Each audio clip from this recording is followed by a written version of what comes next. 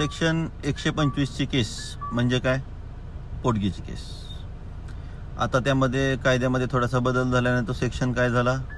144 144 of BNSS. मित्रांनो, या केसमध्ये समन्स येतं तुम्हाला. ते समन्स जरी तुम्हाला पोलिसांच्या मार्फत येत असेल तरी त्यामध्ये वॉरंट पहिल्यांदा कधीही निघत नाही. सेक्शन 144 मध्ये वॉरंट फक्त त्याच वेळेस निघतं ज्यावेळेस आपण पोटगी भरण्यास नकार देता किंवा पोटगी भरण्याचे ऑर्डर झालेली असताना पोटगी भरण्यास तुम्ही अपयशी ठरता. मग ते मुद्दामून असो नाहीतर परिस्थितीनुसार असो. अन्यथा कोणत्याही पोटगीच्या केसमध्ये उगाचच तुम्हाला वॉरंट निघत नाही.